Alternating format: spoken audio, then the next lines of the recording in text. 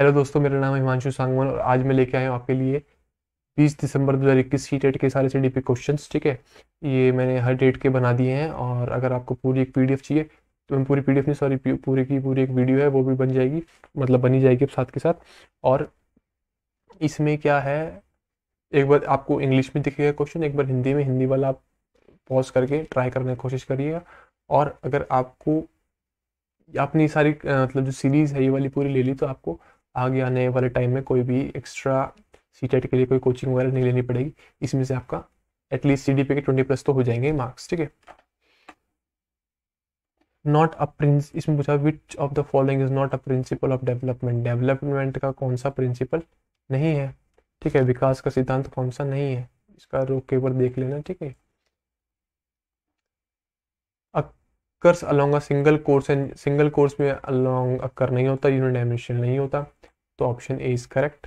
Not पूछा क्योंकि पहले ऑप्शन में मिल गया तो गलत है, बाकी ऑप्शन वो एक्सप्लेन करता हूँ। Development proceeds from top down and centre outwards होती है। सेंटर आउटवर्ड्स कौन सी होती है? जो बीच से बाहर की तरफ जाती है, प्रॉक्सिमल डिस्टेंस, और टॉप डाउन सेफोकॉर्डल। ठीक है, development is influenced by both nature and nurture होती है। ठीक है, development occurs in social cultural context होता है, बिल्कुल सही है। अलग अलग सोसाइटी के बच्चे अलग अलग डेवलप होते हैं, बिल्कुल सही बात है, तो पहला ऑप्शन गलत है इसका। दूसरा पूछा हुआ है, सेफोकॉर्डल प्रिंसिपल एप्लीकेबल किस फेयर में है? गामक विकास, भाषा विकास, संज्ञानात्मक विकास, नैतिक विकास। ठीक है, तो भी बात करें डेवलपमेंट होती है, हेड टू टो होगी, जिससे कि सारी चीज़ें बॉडी की है तो मोटर डेवलपमेंट हो जाएगी, है ना। मोटर डेवलपमेंट इसका आंसर आ जाएगा। सेंसिटिव पीरियड पूछा है, लैंग्वेज डेवलपमेंट का सेंसिटिव पीरियड, तो लैंग्वेज डेवलपमेंट का सेंसिटिव पीरियड कब होगा? जब बच्चा पैदा होने के बाद 6-7 साल तक, तो 6-7 साल तक होती है अर्ली चाइल्डहुड। ठीक है, अर्ली चाइल्डहुड होती है, अप टू 6 ईयर्स होती है। ठीक है, अप टू 6 ईयर्स, तो ये आ जाएगा अर्ली चाइल्डहुड। इसका आंसर ही लैंग्वेज डेवलपमेंट के लिए बहुत ही इंपॉर्टेंट होती है। देखिए, acquisition of language birth to around 6 year old. ठीक है, मिडिल चाइल्डहुड आती है 6 to 12, और अडोलेसेंस तो आपको पता ही है। ठीक है, थोड़ी एक्स्ट्रा इन्फॉर्मेशन है, ये आपको मिलती रहनी चाहिए बीच बीच में। Occurs with in family when children first learn their individual identity, acquire knowledge and develop initial cognitive skills. कि कौन सी चीज़ में, जहाँ हिंदी में देख लो आप, हिंदी में फिर परिवार में आरंभ होने वाली वह प्रक्रिया जिससे बच्चे की अपनी व्यक्तिगत पहचान जानना शुरू करते हैं, भाषा सीखते हैं और आरंभिक संज्ञानात्मक कौशल विकास करते हैं, वह कहलाती है। तो वह क्या कहलाती है? वो कुछ नहीं कहलाती, प्राइमरी सोशलाइजेशन कहलाती है। सबसे पहली सोशलाइजेशन बच्चे की फैमिली में होती है और वो कहलाती है प्राइमरी सोशलाइजेशन। सिंपल बात है, ये याद रखिएगा। और सेकेंडरी सोशलाइजेशन, जो कि दूसरी सोशलाइजेशन होती है बच्चे की, वो होती है, देखिए इसमें लिखा भी होगा, है ना, ये प्राइमरी होगी, एक स्कूल, ये होगी सेकेंड वाली, सेकेंडरी सोशलाइजेशन, जो कि कहाँ होगी? स्कूल में और पीयर ग्रुप में होगी। ठीक है, सिंपल बात है। चलिए आगे, इन दो दो जितने पॉइंट है लिखते चलना। लॉरेंस कोलबर्ग में मैंने आपको पिछली वीडियो में बताया था, 2-3 चीज़ें याद रखनी है। ठीक है, moral thinking based on initial perspective of society. एक उसकी ना 3 स्टेजेस होती हैं, है ना, 6 लेवल होते हैं और 3 स्टेज होती हैं। स्टेज कौन सी? Pre conventional, conventional, post conventional. Pre conventional में क्या होती है? मोरालिटी आउटसाइड होती है, मतलब हम औरों की बात मानते हैं। कन्वेंशनल में खुद की होती है, इनिशियल पर्सपेक्टिव सोसाइटी होती है। और पोस्ट में हम खुद की मानते हैं, हमें खुद के मॉरल वैल्यूज थॉट्स बनाने का मौका मिलता है। तो फिलहाल तो इसमें इनिशियल पर्सपेक्टिव सोसाइटी, खुद का तो कोई बात है नहीं, तो कन्वेंशनल मॉरल डेवलपमेंट। ठीक है, ये मैंने आपको बता दिया। ठीक है, ये वाला theory of moral development, Lawrence Kohlberg. और पूछ ले कि सबसे पहले मॉरल डेवलपमेंट की थ्योरी किसने दी थी? तो पियाजे ने दी थी, कोलबर्ग मत करके आ जाना। फ्रॉम अ पियाजियन रिस्पेक्टिव, एक नई इंफॉर्मेशन को एग्जिस्टिंग बॉडी में डालना, उसे क्या कहते हैं? अकोमोडेशन तो वो होता है उस बॉडी में चेंज लेके आना, उस इंफॉर्मेशन की बॉडी में चेंज लेके आना, तो चेंज तो करना नहीं। सोशलाइजेशन तो बात ही टॉपिक से अलग। ऑर्गेनाइजेशन, उस इंफॉर्मेशन को कैसे ऑर्गेनाइज कर रहे हो, वो, ये भी गलत बात है। एसिमिलेशन, जो आपके पास पहले से कंटेंट पड़ा है उसके अंदर नया कंटेंट डालना, उसे कहते हैं असिमिलेशन। ठीक है, और ये अकोमोडेशन और असिमिलेशन किसके पार्ट है? स्कीमा के। ठीक है, स्कीमा।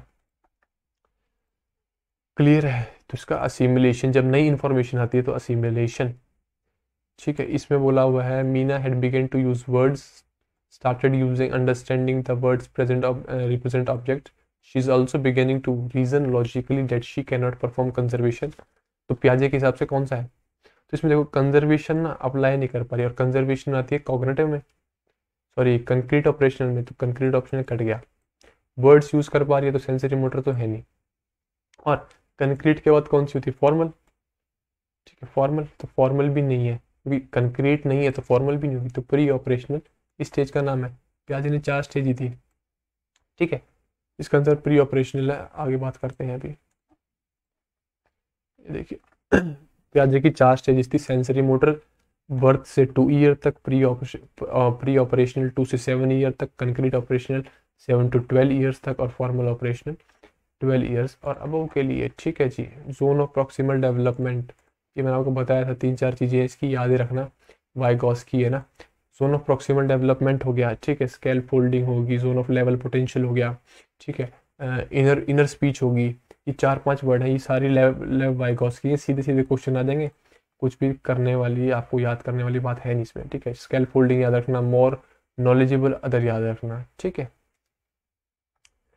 थ्योरी ऑफ इंस्ट्रक्शन किसने दी थी? जेरोम ब्रूनर ने दी थी थ्योरी ऑफ इंस्ट्रक्शन। ठीक है, ठीक है, क्लियर है, क्लियर है, कोई बात दिक्कत वाली बात है नहीं मुझे लग रहा है।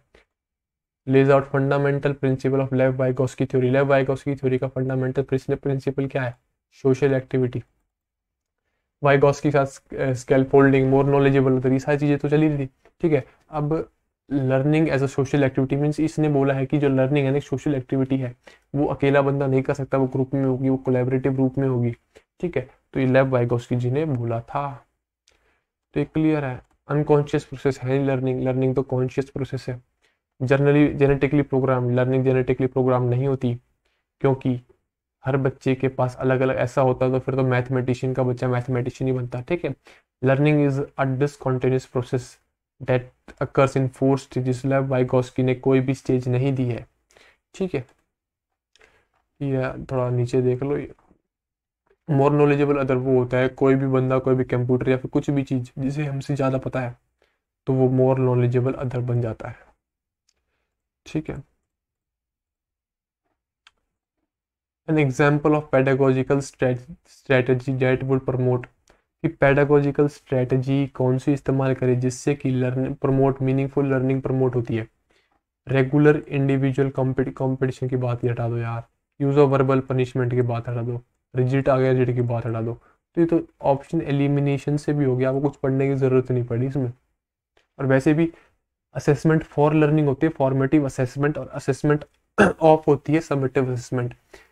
तो असेसमेंट फॉर मीन्स जो आपके वीकली टेस्ट होते हैं, या फिर कुछ भी आपका ओरल टेस्ट या फिर रिटन टेस्ट या फिर आपका स्पीकिंग या फिर डिबेट हो गया, ये सारे फॉर्मेटिव में आते हैं, और ऑफ में होते हैं समेटिव। समेटिव जो आपके हाफ ईयरली या फिर ईयरली होते हैं। ठीक है, ये क्लियर बात होगी। उसके बाद क्या है? कॉग्निटिव डेवलपमेंट, किसने बोला कि कॉग्निटिव डेवलपमेंट पहले होता है लैंग्वेज से? अब देखिए 2 चीज़ें आती हैं एक तो एक बंदे ने बोला है कि कॉग्निटिव डेवलपमेंट पहले होता है लैंग्वेज से, दूसरे ने बोला है कि लैंग्वेज पहले होती है और कॉग्निटिव डेवलपमेंट बाद में होता है।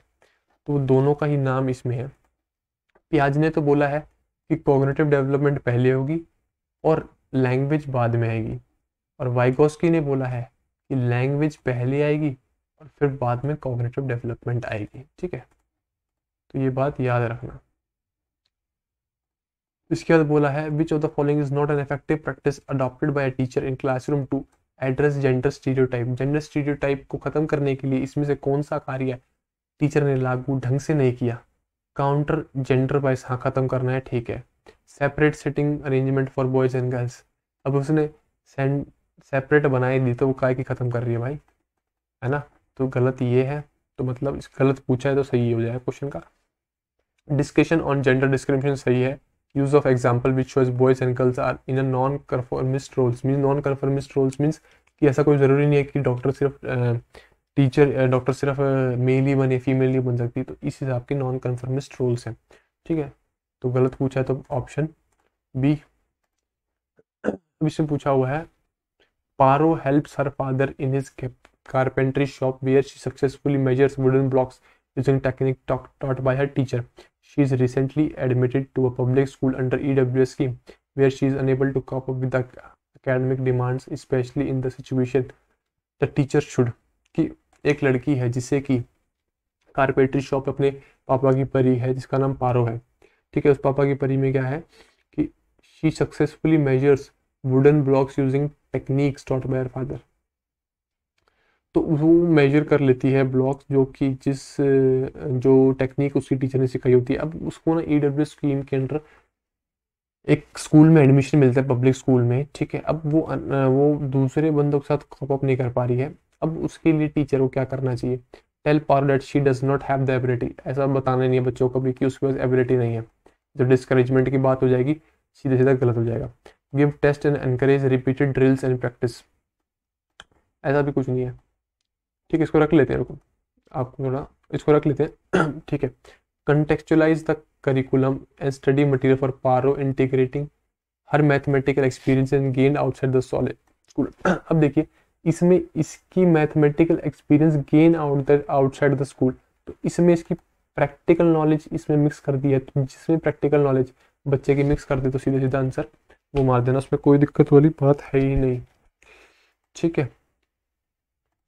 इसमें पूछा हुआ है sensitivity to sounds rhythm meaning of words. Interpersonal जो कि जब सेंसिटिव हो अपने पीपल अराउंड, जो अपने अराउंड में पीपल हैं उनके लिए सेंसिटिव हो तो उसे कहते हैं इंटरपर्सनल। इंट्रापर्सनल वो होती है जब खुद के लिए सेंसिटिव हो, स्पेशियल शेप्स वगैरह के लिए, और लिंग्विस्टिक वर्ड्स के लिए, रिदम्स के लिए, ठीक है। तो इसका स्पेशियल नहीं है, लिंग्विस्टिक आंसर है, ठीक है। जिसमें कि आप रिदम्स, इसमें ना वैसे म्यूजिकल अगर होता है, अगर साउंड रिदम्स है तो अगर इसमें म्यूजिकल होता तो आंसर वो होता, बट इसमें अब कुछ है नहीं हमारे लिए, तो यही करना पड़ेगा, ठीक है। ये थोड़ा मैं आराम आराम से स्क्रॉल करूंगा, इसका स्क्रीनशॉट लेना तो ले सकते हो।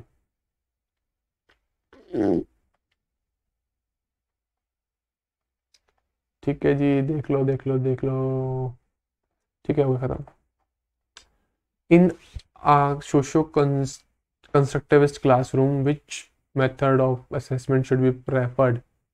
सोशो कंस्ट्रक्टिविस्ट मीन्स जिसमें बच्चे सोशल होके एक नई नॉलेज को गेन करेंगे, उसे कहते हैं collaborative project. Objects questioning having one word answer, standardize test, test which on mere recall, तो सिंपल गलत हो जाएगा, ठीक है। तो सिंपल है collaborative projects is the answer.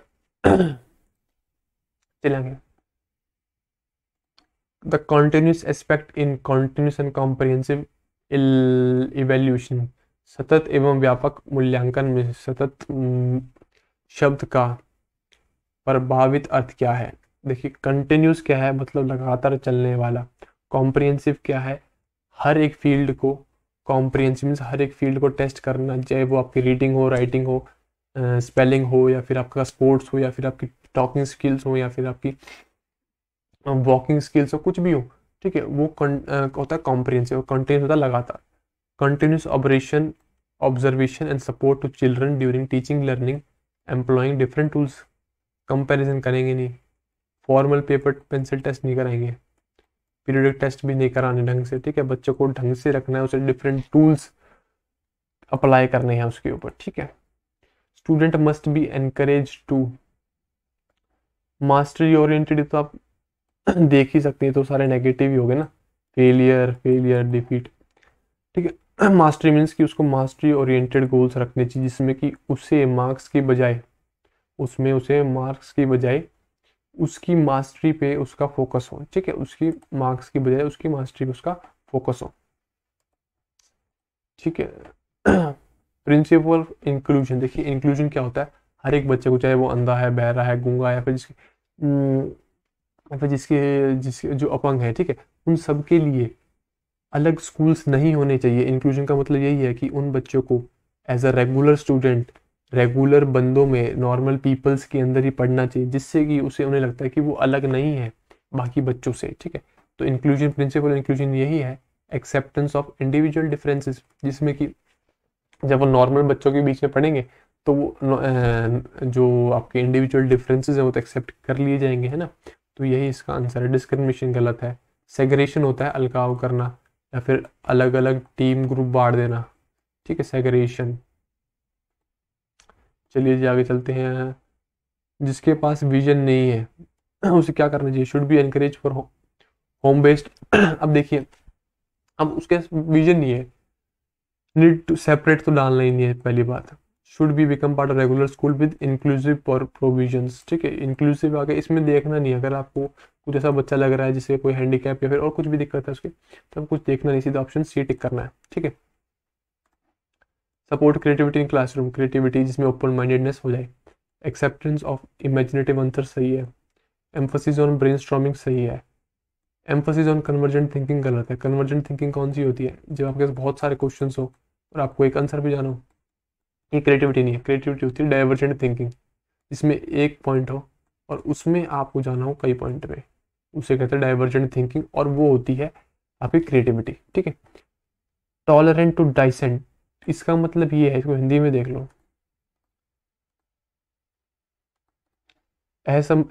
असहमति के प्रति सहनशीलता, कि ऐसा ना हो कि जो आपने आंसर दिया है और अगर आपके दोस्त ने दूसरा आंसर दे दिया तो इसका मतलब ये नहीं कि उसकी आप बेइज्जती मारो या फिर उसको कुछ समझो ही मत, या फिर उस जो उसने सुझाव दिया है उसको बिल्कुल रिजेक्ट कर दो, वो नहीं। उसको आपको सहन करने की हिम्मत होनी चाहिए और उसको एक्सेप्ट करने की हिम्मत होनी चाहिए, ठीक है। तो तीसरा छोड़ के सारे सही हैं इसमें। क्रिएटिविटी ऐसी बढ़ेगी जब आप एक और औरों की बात सुन के उसको लागू करेंगे और फिर देखेंगे क्या फर्क पड़ा। नॉट पूछा है in line of philosophy of inclusion to be held, ये क्वेश्चन सही है, 21 में आए क्या?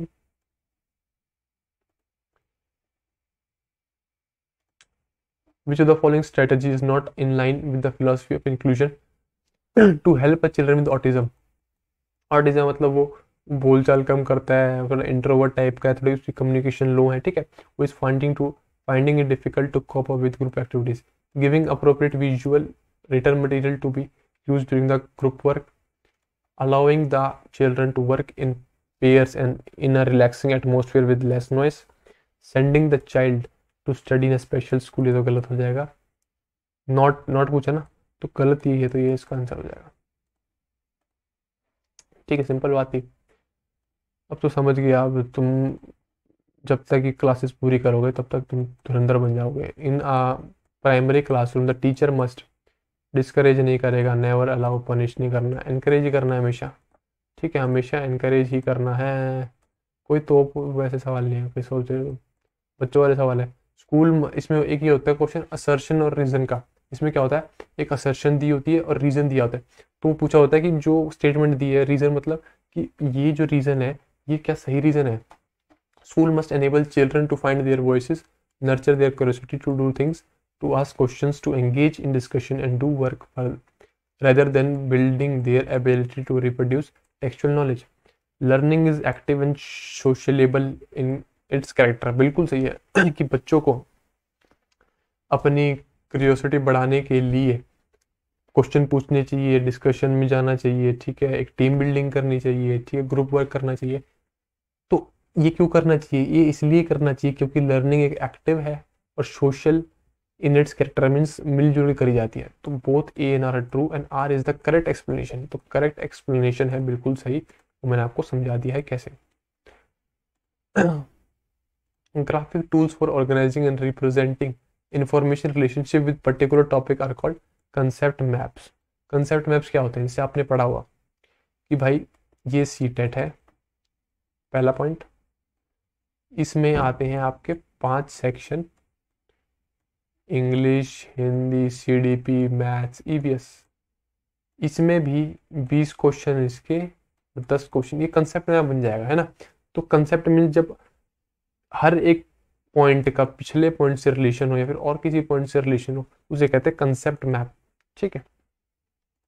इसमें आ गया ना ऑर्गेनाइजिंग टूल, आ गया ऑर्गेनाइज्ड सारा तरीका, रिलेशनशिप बन रहा है। Choose the example that illustrates intrinsic motivation. Intrinsic motivation कौन सी होती है? जो खुद के अंदर से आए, ठीक है। Roshni is working hard to score well in exams as her parents have promised her to watch her a watch on getting 90% above. तो इसमें इसको कोई एक्सट्रिंसिक चीज मिल रही है, उसे कोई रिवॉर्ड मिल रहा है, तो ये तो एक्सट्रिंसिक मोटिवेशन गलत हो जाएगा। Rumi completing her homework so that his parents let him watch TV. ये भी एक एक्सट्रिंसिक मोटिवेशन है जिससे कि उसे एक्स्ट्रा कुछ रिवॉर्ड मिल रहा है बाहर का। Rama reading more books so that her name is in the first on the reading stars to win teachers appreciation. Ravi exploring various resources for his project because he loves learning new things. इसमें भी इसके extrinsic motivation है कि इसको कोई reading stars की magazine जो भी होती है उसमें टॉप आना है। रवि सबसे बेस्ट है। रवि क्या कर रहा है, वो पढ़ता इसलिए क्योंकि उसको अच्छा लगता है, सीधी बात है। नॉट पूछी है, which of the following is not effective in helping students cope up with anxiety. Teaching them methods of effective and meaningful learning, helping them set realistic short-term goals. सही है। Helping them recognize the source of their anxious feeling. Comparing students, ये गलत है, कभी compare करना नहीं है बच्चों को, ठीक है, तो कंपेयरिंग वाला गलत हो जाएगा, ठीक है। तो ये 26 था, 27 आ गया। Rachita, a mathematician teacher, tries to analyze the error made by her students in identifying the correct operation to be applied for the statement sum. She does this to segregate करने के लिए नहीं कर रही, give more questions to them as a punishment के लिए नहीं, correct the answers by giving them more practice understanding the errors since they segregate students who make errors in comparison to others, giving more questions to them as a punishment, ठीक है। तो इसमें तो आपको समझ आ ही रहा है क्या करना है कि वो understand the errors since they are a window to children's thinking, children की सोच को बढ़ाते हैं एरर, ऐसा नहीं है कि वो रोकते हैं, ठीक है, सिंपल बात है। एनईपी एम्फोसिस किस पे करते हैं, एनईपी सिंपल बात सी है। लर्निंग फॉर एग्जाम गलत है, रोट लर्निंग गलत है, प्रैक्टिस एंड ड्रिल गलत है। कंसेप्चुअल अंडरस्टैंडिंग, जब तक कंसेप्ट की अंडरस्टैंडिंग नहीं होगी कैसे भैया तुम कंसेप्चुअल ड्रिल कर लोगे। चिल्ड्रन लर्न मोस्ट मीनिंगफुली, कब करते हैं, लेक्चर्स नहीं, रिपीटेड मैकेनिकल प्रैक्टिस नहीं, when they are actively engage in their task, ये सही है। एक्टिवली एंगेज, एक्टिवली आ गया, एक्टिवली, जहाँ एक्टिवली आ गया वो ऑप्शन सही है, उसमें कोई भी दिक्कत वाली बात ही नहीं है। Giving students access to a range of suitable materials and the scope to self direct their learning, a way of promoting suitable materials.